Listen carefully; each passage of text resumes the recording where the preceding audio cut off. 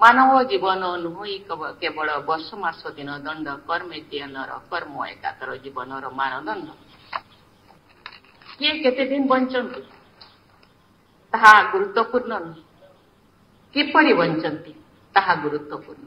ओडिशार मुख्यमंत्री श्री मोहन चरण माझी, भारत सरकार शिक्षा मंत्री श्री धर्मेंद्र प्रधान, लोकसेवक मंडलर राष्ट्रीय सभापति श्री राजकुमार, लोकसेवक मंडलर राष्ट्रीय संपादक तथा समाजर संपादक डॉक्टर प्रभास आचार्य, विशिष्ट अतिथिगण, जनप्रतिनिधिगण, भद्रमंडली, सामने बसीथिबा अति परिचित स्पीकर महोदया श्री सुरमा पाढ़ी महोदया, समस्त को नमस्कार, जुहार, जय जगन्नाथ। सजन मंडली, सर्वप्रथमे उत्कलमणि पंडित गोपबंधु दास प्रति विनम्र प्रणति ज्ञापन करुछि। मु जेतेबेले भी ओडिशा को आसे स्वाभाविक भी, क्योंकि ये मोर जन्म माटी मते खूब भल लगे। एथरर ओडिशा ग्रस्त मो पाई अधिक महत्वपूर्ण, कारण पुण्यात्मा गोपबंधु श्राद्ध दिवस तांको प्रति श्रद्धांजलि ज्ञापन करिवार अवसर मते मिलिछि। तेणु लोकसेवक मंडलीर सबु कार्यकर्ता को मो बहुत बहुत धन्यवाद जणाउछि। आसंता काली पुरी जाई मु रथ उपरे महाप्रभु जगन्नाथ दर्शन करी देशवासी मंगल प्रार्थना करी आशा करुछि जे महाप्रभु मो मनोकामना निश्चय पूरण करिवे। रथ उपरे महाप्रभु दर्शन करने परम सौभाग्यर कथा। कह जाए रथे तु वामनं दृष्टा पुनर्जन्म न विद्यते। आज एठारे समाजर गोपबंधु श्राद्ध संख्या उन्मोचित है। छात्रछात्री मान डॉक्टर राधानाथ रथ छात्रवृत्ति प्रदान करागला। यह आनंदर कथा। यही अवसर में मु समाजर पूर्वतन संपादक और सुलेखक डॉक्टर राधानाथ रथ को स्वसम्मान स्मरण करुछि एवं आशा करुछि जे विद्यार्थी माने यही छात्रवृत्ति द्वारा बहुत उपकृत हेबे। भद्रमंडली, गंगा जल गंगा पूजा कलापरी मु विशिष्ट स्वाधीनता संग्रामी जनसेवक तथा मानव कवि महान कवि गोपबंधु कविता माध्यम तांकर वंदना करुछि। आमे समस्ते तांको कविता जानिछि। मु ताकू मानसपटरे आउ थरे मु दोहरेबाकू आपणको सामने चाहूछि। मानव जीवन नुह केवल वर्ष मास दिन दंड कर्मेद्यनर कर्म एकातर जीवनर मानदंड किए केते दिन बंचंती ताहा गुरुत्वपूर्ण नुहे किपरि बंचंती ताहा गुरुत्वपूर्ण। अर्थात समाज प्रति, देश दश प्रति तथा साहित्य संस्कृति प्रति जनकर अवदान भित्ति तांकर महत्व प्रतिपादित हुए। पंडित गोपबंधु मात्र 50-51 वर्षर जीवन काल मध्य जहाँ सबू करि जाइछन्ति ताहा चिंता कले आश्चर्यचकित हेबाक पड़े। सेवा, संग्राम, साहित्य, शिक्षा और सांबादिकता आदि क्षेत्र में तांकर अवदान अविस्मरणीय। सेवा और संग्राम प्रति तांकर जेतिकी निष्ठा थिला, भाषा साहित्य प्रति मध्य सेहीपरि थिला अदम्य अंगीकार। आमे समस्ते जानु जे ओडिशा एक प्राकृतिक विपर्यय प्रवण राज्य। बढ़ी, झड़ी और मरुड़ी ओडिशार चिरसाथी। पराधीन भारतर सरकार उत्तरदायी नथिला। विपन्न मानक साहाय्य करिबा पई सरकार ना मनोवृत्ति थिला ना थिला व्यवस्था। किंतु लोकमानक प्रति गोपबंधुकर दरदर सीमा नथिला। साहाय्य भिक्षा करी से विपन्न लोकमानक साहाय्य प्रदान करुथिले। बन्या बात्या बेले लोकंक पाखरे जाई ठिया हेउथिले एवं सेमानंकु यथासंभव साहाय्य करुथिले। गोपबंधु पर दुखरे दुखी हेबार विरल दृष्टांत। दुखी एवं विपन्न लोकमानंकर दुख देखि से कांदी पकाउथिले। जनसेवा सहित स्वाधीनता संग्राम ब्रती होइथिले उत्कलमणि पंडित गोपबंधु दास। तांको अनुरोध क्रमे 1921 मसीह महात्मा गांधी ओडिशा आसीथिले। कटकर काठजोड़ी नईबाली विशाल जनसभा आयोजित होता से गांधीजी भद्रक साक्षीगोपाल पुरी और ब्रह्मपुर यात्रा करते एवं स्वाधीनतार वार्ता प्रचार करते गोपबंधु एवं सहकर्मी मानकर निष्ठा और कार्यकुशलता देखि महात्मा गांधी मुग्ध होते एपरी निष्ठापर कर्मी उद्यम वर्षक भितर स्वराज मिलिब बोली जदि मु विश्वास करे तेबे एथिरे आश्चर्य हेबा किछि नाही। एही मर्मरे से यंग इंडिया पत्रिकार लेखा लेखिथिले। गोपबंधु और अन्य सहकर्मी उद्यम सारा ओडिशा स्वाधीनता संग्राम तीव्र होइथिला। साधारण लोक माने एपरिक बहु संख्यार महिला स्वाधीनता संग्राम में अंशग्रहण करथिले। तेबे देश में स्वाधीनता संग्राम जोरसोर रे चलुवा बेले गोपबंधु परलोक गमन करथिले। तांको वियोगरे गांधीजी मर्माहत होई यंग इंडिया रे जहाँ लिखिथिले डॉक्टर हरिकृष्ण महताब गांधीजी और ओडिशा पुस्तक रे ताहा उल्लेख करिसथि। सेथिरे किछि अंश मु आपनक आगे एथि कहिबाको चाहे। सप अश्रुर भूमि ओडिशार संतान मानक मध्य सी थे महत्तम व्यक्ति। गोपबंधु तांकर सर्वस्व ओडिशा को देथिले। गांधीजी यंग इंडिया रे गोपबंधु विषय आहरी लिखिछन्ति। मु तांको संबंध रे और तांको निष्कलंक चरित्र और दृढ़ता संबंध 1920 साल रे दुर्भिक्षग्रस्त अंचल रे साहाय्य वितरण पाई पठा जाइथिला। श्री अमृतलाल ठक्करଙ୍କ ठाରୁ ଶୁଣିଥିଲେ। ଶ୍ରୀ ଠକ୍କର ମୋତେ ଲେଖିଥିଲେ କିପରି ଗୋପବନ୍ଧୁ ନିରାଶ୍ରୟଙ୍କୁ ସାହାଯ୍ୟ କରିବା ପାଇଁ ସାହସର ସହିତ ନାନା ଅସୁବିଧା ଓ ରୋଗର ସମ୍ମୁଖୀନ ହୋଇ କଷ୍ଟ ପାଉଥିଲେ। ଅସହଯୋଗ ଆନ୍ଦୋଳନ ବେଳେ ସେ ଓକିଲାତି ଓ ବ୍ୟବସ୍ଥା ସଭାର ସଦସ୍ୟ ପଦ ମଧ୍ୟ ସେ ଛାଡ଼ିଥିଲେ। ଆଉ ସେ ବିଚଳିତ ମଧ୍ୟ ହେଉନଥିଲେ। ସେଥିପାଇଁ पुनश्च गोपबंधु विषय गांधीजी कहते एकमात्र अभिलाष थिला निज जीवन में ओडिया भाषी अंचल एकाठी और सुखी हेबा निजे देखिबा। गोपबंधु मृत्यु देश आज दरिद्रतर। गांधीजी यही बार्ता गोपबंधु व्यक्तित्व तुंगिमा प्रतिफलित होता है। सजन मंडली गोटे अनग्रसर जाति को अग्रमुकामी करने शिक्षा होउछि बलिष्ठ माध्यम। उपयुक्त शिक्षा प्रसार बिना कौन जाति बा देश आगु को बढ़ी पारे नहीं। एक मर्म मर्मे उपलब्धि करथिले पंडित गोपबंधु दास। सेथिपाई से पुरी जिला सत्यवादी ठारे मुक्ताकाश विद्यालय स्थापन करथिले जहाँ वन विद्यालय भाव में सुपरिचित। वन विद्यालय प्रतिष्ठापन पछरे गोपबंधु शिक्षा संबंधी मौलिक चिंता मिलता है। विद्यार्थी मानक गोकुल वन में शिक्षादान करा प्रकृति सहित पिला मूल परिचित करवा ए दृष्टिभंगी अति महत्वपूर्ण है। पंडित गोपबंधु वन विद्यालय माध्यम विद्यार्थी मानक सामग्रिक विकास उपर गुरुत्वारोप कर दृष्टि शिक्षा अर्थ केवल बहिपाठ नहीं। शिक्षा माध्यम विद्यार्थी मानक शारीरिक मानसिक बौद्धिक एवं सर्वोपरि आध्यात्मिक विकास करा बांछनीय। सेथिपाई खेल कसरत ठारू आरंभ कर विद्यार्थी मानक मन में दृढ़ आत्मविश्वास देश प्रेमर भावना निज भाषा और संस्कृति प्रति प्रतिबद्धता आदि से गुरुत्वारोप करुले। चिंताधारा आज प्रासंगिक।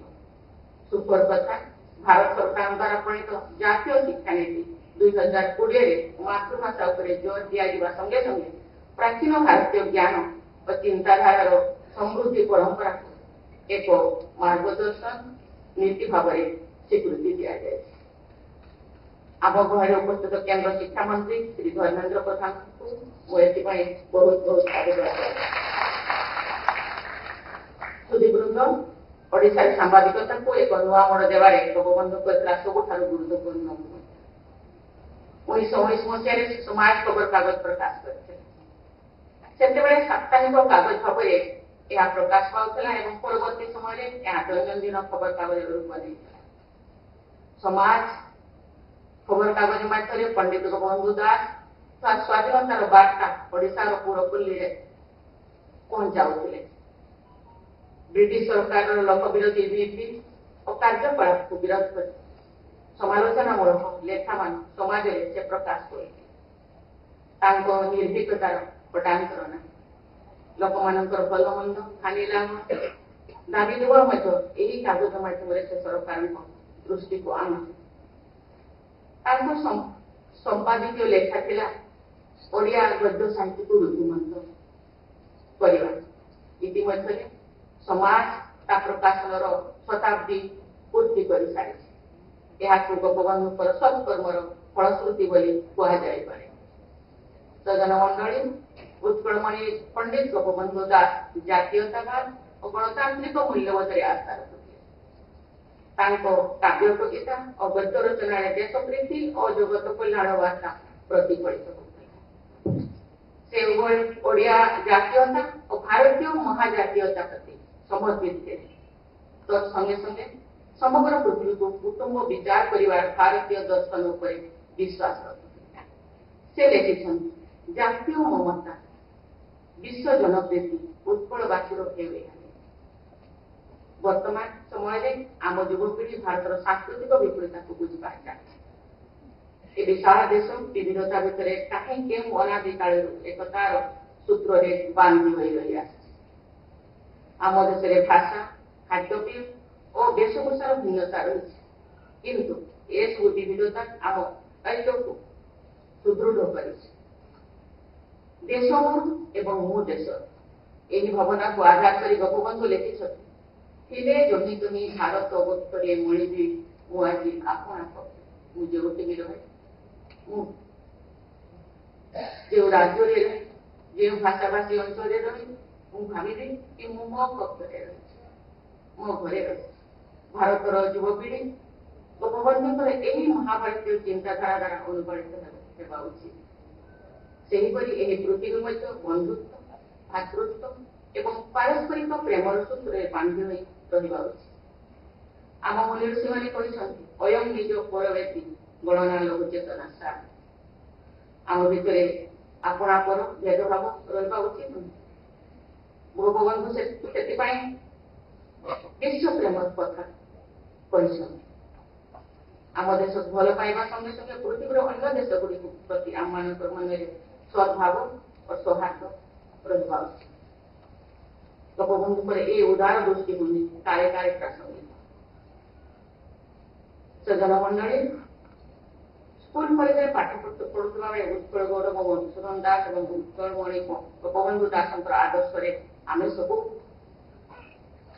ଅନୁପ୍ରାଣିତ ଏବଂ ମୁଁ ମଧ୍ୟ।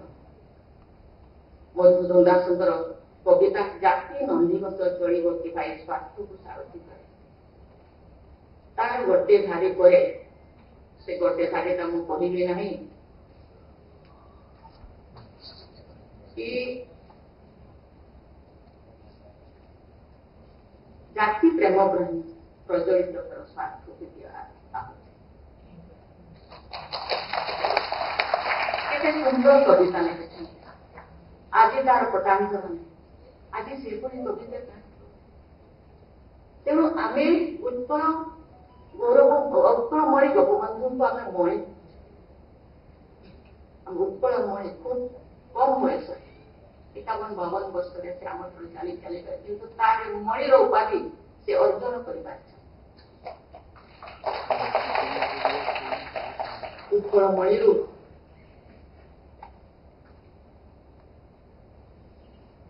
ରତ୍ନରେ ପରିବର୍ତ୍ତନ ହେବା ବେଶୀ ଦିନର କଥା ହେବ ନାହିଁ, କିନ୍ତୁ ଆମେ ନିଜ ନିଜକୁ ପ୍ରଶ୍ନ କରିବା। ଆଜି 96ତମ ଶ୍ରାଦ୍ଧ ଦିବସ, ଆଉ 4 ବର୍ଷ ପରେ ଆମେ ଶତବାର୍ଷିକ ଶ୍ରାଦ୍ଧ ଦିବସ ପାଳନ କରିବା। ଆମେ ନିଜ ନିଜକୁ ପ୍ରଶ୍ନ କରିବା, ଆମେ ଉତ୍କଳମଣି ଭାବରେ ଆମ ହୃଦୟରେ ତାକୁ କେତେ ଦୂର ସ୍ଥାନ ପାଇ ଦେଇଛୁ।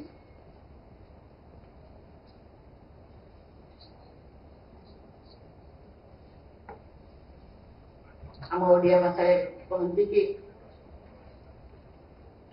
କର୍ପୂର ଉଡ଼ି ଯାଇଛି,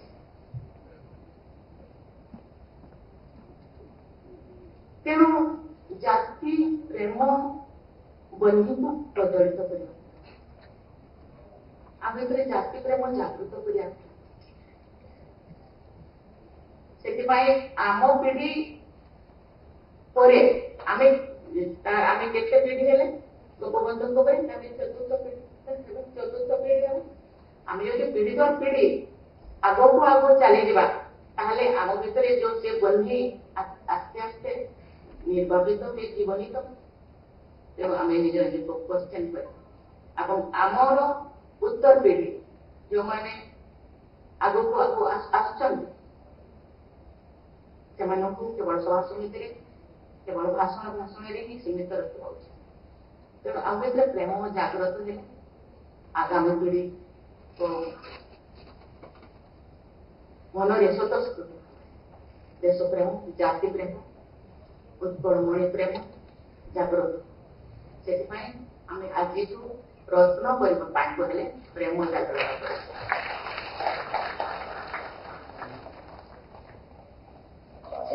गोपबंधु लिखिं विश्व मोर देह ए देश माटी देशवासी चारि जातु गोपबंधुर जिते आम पाठ पढ़ुलु पता नहीं शायद सिलेबस को चेंज होगा कि नहीं जिते भी कविता आम पढ़ुलु से आम जो लोम टांकुरी उठुला से आमर से बढ़िया मैडम थे पाठ पढ़ुले जो पाठ पढ़ुले जी भी जदि सही से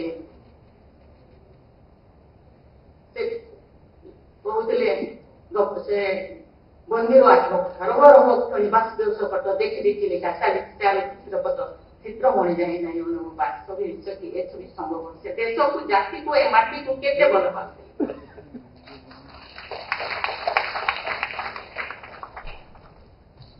तो से ही भल पाइला आम पाखे अच्छी आम निज निज क्वेश्चन कर जो दिन आम से प्रेम जागृत करवा मणि रत्न नीरा नीरा मणि मती सब आम पाद तले कहती ना कदम छुए